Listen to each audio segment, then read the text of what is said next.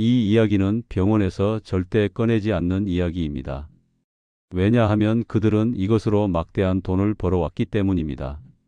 지금 이 영상을 보고 계신 여러분, 요즘 하루를 어떻게 보내고 계신지 스스로에게 한번 물어보셨습니까? 아침에 눈을 뜨고 이불을 걷어내고 화장실을 다녀오고 밥을 먹고 약을 챙겨 먹고 텔레비전을 켜고 의자에 앉습니다. 오후에는 잠깐 졸다 깼다가 다시 텔레비전을 보고 저녁을 먹고 또 약을 먹고 다시 텔레비전을 보다 잠이 듭니다.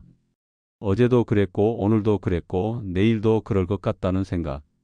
이렇게 하루가 아니라 한 달 한 해가 통째로 똑같이 흘러가는 느낌. 혹시 낯설지 않으십니까? 저는 83살 노인병 전문의 장영수입니다. 평생 진료실과 병실을 오가며 한 가지 장면을 너무 많이 보아왔습니다. 몸은 아직 버텨주는데 마음이 이미 이 세상에서 떠날 준비를 해버린 사람들의 얼굴입니다. 이제 할 만큼 다 했다. 새로운 것은 귀찮다. 그냥 이렇게 살다가 가면 된다. 겉으로는 담담하게 말하지만 속으로는 아무 기대도 남겨두지 않은 얼굴들입니다. 많은 분들이 저에게 이렇게 말씀하십니다. 선생, 나이 들면 다 거기서 거기지요.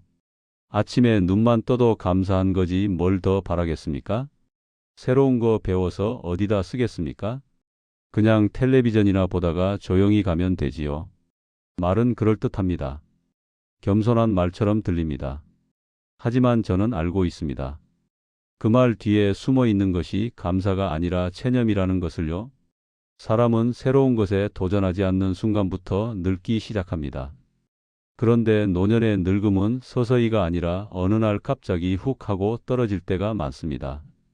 왜 그런지 사람 이야기로 풀어보겠습니다. 몇 해 전 69 김재수 어르신이 처음 제 진료실에 오셨습니다. 나이만 들으면 아직 70도 안 된 나이입니다. 그런데 들어오는 걸음부터 80 중반 노인처럼 보였습니다.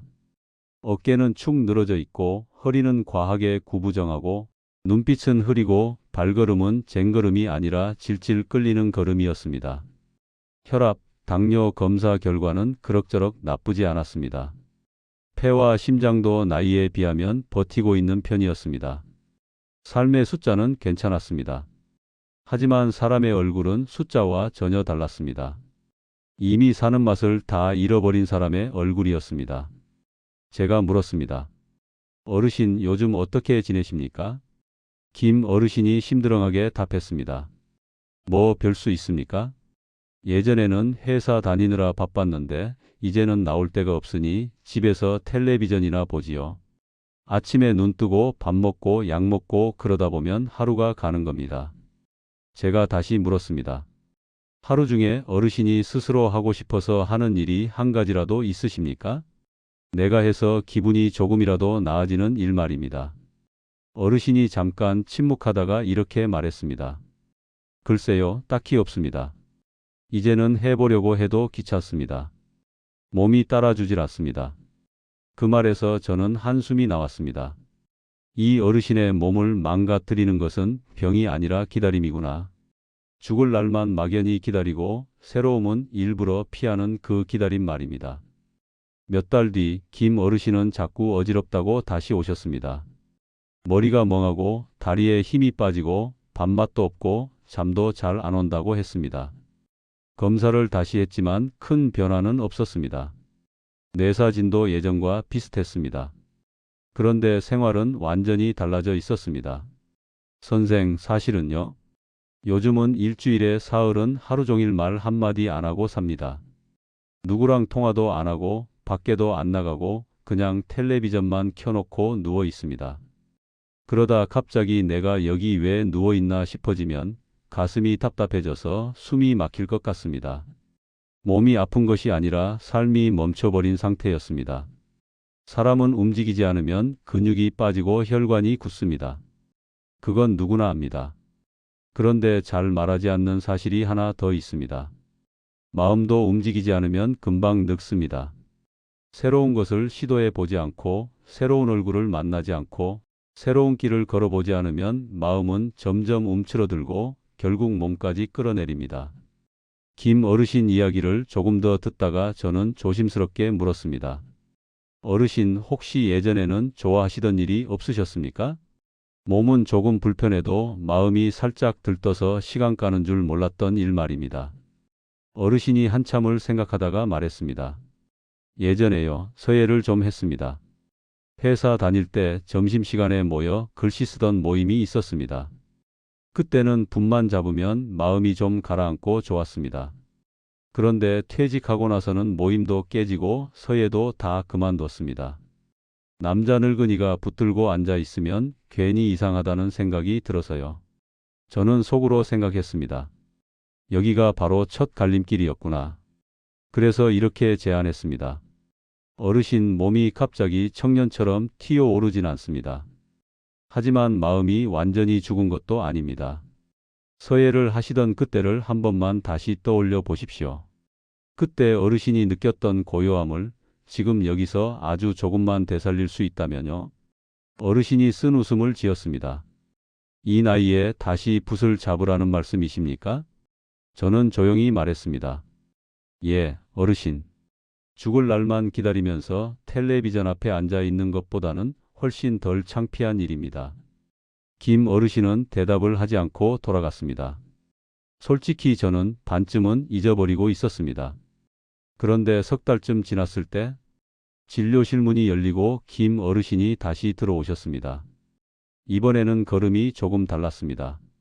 여전히 완전히 가벼운 발걸음은 아니었지만 예전처럼 질질 끌리는 느낌은 줄어들어 있었습니다. 얼굴빛에도 약간 붉은기가 돌았습니다. 선생, 요즘은 좀 어떠십니까? 제가 물었습니다. 어르신이 쑥스럽게 웃으며 말했습니다. 선생 말씀 듣고 집에 가서 오래된 붓이랑 벼루를 꺼내 봤습니다. 먼지가 얼마나 쌓였던지 한참을 털어야 했습니다. 그래도 먹을 갈아서 한 글자 써봤습니다. 처음에는 손도 떨리고 글씨도 엉망이었습니다. 그런데 이상하게요. 그 엉망인 글씨를 보고 있는데 마음이 조용해지더군요. 그래서 매일 한 장씩 쓰기 시작했습니다. 그러다가 동네 복지관에 가보니 노인서 예반이 있더군요. 용기를 내서 등록을 했습니다. 첫날 들어가는 문턱이 그렇게 높은 줄 몰랐습니다. 그래도 들어갔습니다. 나와 비슷한 나이의 사람들이 붓을 잡고 있으니 덜 쑥스러웠습니다. 어르신은 잠시 숨을 고르고 말을 이었습니다. 집에서 보내는 시간이 똑같이 흘러가는데도 예전에는 아침 저녁이 너무 길게 느껴졌습니다. 지금은요, 서예 가는 날이 기다려집니다. 글자 한 줄 쓰고 나면 무릎도 덜 아픈 것 같습니다. 이상하지요? 몸이 나아져서 마음이 좋아진 게 아니라 마음이 조금 살아나니 몸이 덜 아픈 겁니다. 그 말을 듣는 순간 저는 의사이면서 동시에 한 늙은 사람으로서 마음이 먹먹해졌습니다.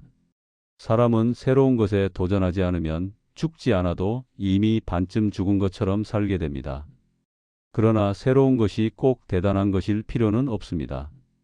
남들 눈에는 하찮아 보이는 일이라도 나 스스로가 조금 들뜨고 조금 부끄럽고 조금 기대되는 일이라면 그게 바로 새로움입니다. 이번에는 조금 더 극적인 이야기를 하나 들려드리겠습니다. 78 이만호 어르신. 겉으로만 보면 아주 조심성 많은 분이었습니다. 먹는 것도 조심, 걷는 것도 조심, 사람 만나는 것도 조심. 늘 이런 말을 입에 달고 살았습니다. 괜히 나섰다가 넘어지기라도 하면 큰일입니다. 나이는 70 넘으면 가만히 있는 게 최고입니다. 실제로 이 어르신의 하루는 이렇습니다. 아침 6시에 눈을 뜹니다. 이불에서 일어나 침대 옆 의자에 앉아 한참을 멍하니 있다가 겨우 일어나 화장실을 다녀옵니다. 아침밥은 늘 같은 반찬, 같은 국. 밥을 먹고 나면 그릇을 치우고 약을 챙겨 먹고 텔레비전을 켭니다. 그대로 점심때까지 앉아 있습니다.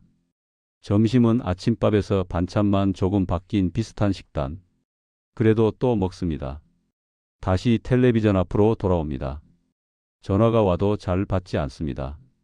괜히 나갔다가 피곤해질까봐, 괜히 약속 잡았다가 몸 상할까봐 그냥 안 받고 나중에 문자로만 답을 보냅니다. 이만호 어르신은 스스로를 이렇게 위로했습니다. 나는 조심해서 오래 살려고 그러는 거다. 괜히 나대다가 사고 나면 안 된다. 그런데 이상한 일이 벌어졌습니다. 이렇게 조심조심 살던 이 어르신이 어느 겨울 폐렴으로 입원을 하셨습니다. 몸이 약해져 있으니 감기를 이기지 못한 겁니다. 폐렴 자체는 큰 병원과 약으로 겨우 이겨냈습니다. 문제는 그 다음이었습니다. 폐렴이 어느 정도 가라앉았는데도 이 어르신은 병실 침대에서 일어나려고 하지 않았습니다. 선생, 그냥 여기가 편합니다. 일어나면 어지럽고 또 넘어질까봐 무섭습니다. 이참에 그냥 누워있다가 가도 괜찮을 것 같습니다. 여러분, 이 말이 장난처럼 들리십니까? 저는 이런 말을 하는 어르신을 한두 분 본 게 아닙니다. 몸이 아파서 누워있는 게 아닙니다. 새로 일어설 이유가 없다고 느껴지는 겁니다. 저는 이 어르신의 곁에 앉아서 한참을 있었습니다. 그리고 제 나이를 솔직하게 이야기했습니다. 어르신, 저도 80이 넘었습니다. 솔직히 말씀드리면 저도 어떤 날은 진료실에 나오는 게 귀찮습니다. 누워서 책이나 보다가 나도 조용히 사라지고 싶다, 이런 생각이 들 때가 있습니다. 그때마다 저는 제 자신에게 이렇게 묻습니다. 오늘 나를 기다리는 얼굴이 한 명이라도 있느냐? 내가 나오지 않으면 조금 아쉬워할 사람이 한 명이라도 있느냐? 그 얼굴들이 떠오르면 저는 또 구두를 신고 집을 나섭니다. 어르신께도 같은 질문을 드렸습니다. 어르신, 지금 어르신을 기다리고 있는 얼굴이 한 명도 없다고 생각하십니까? 이만호 어르신이 대답을 못했습니다. 눈에 눈물이 고였습니다. 한참 만에 이러셨습니다. 있습니다. 손자가 있습니다. 군대에 가 있는 놈이 있는데 가끔 편지로 할아버지 보고 싶다고 씁니다. 근데 그게 솔직히 믿기지가 않습니다. 내가 뭘 해준 게 있다고? 저는 조용히 말했습니다. 어르신, 손자가 그 편지를 썼을 때 머릿속에 떠올린 할아버지 모습이 뭘까요? 병실에 누워 산소줄을 낀 모습이었을까요? 아니면 동네 골목을 천천히 걷다가 군대 얘기를 들어주며 고개를 끄덕여주는 모습이었을까요? 그 질문을 하고 한참을 있었습니다. 그날 저녁 이만호 어르신이 간호사에게 이렇게 말했다고 합니다. 나 내일부터 물리치료실에 가보겠소. 한 번쯤은 다시 일어나 보겠소. 물론 드라마처럼 하루 만에 벌떡 일어날 수는 없습니다. 처음 며칠은 3걸음 걷고 숨이 찼습니다. 10걸음 걷고 무릎이 후들거렸습니다.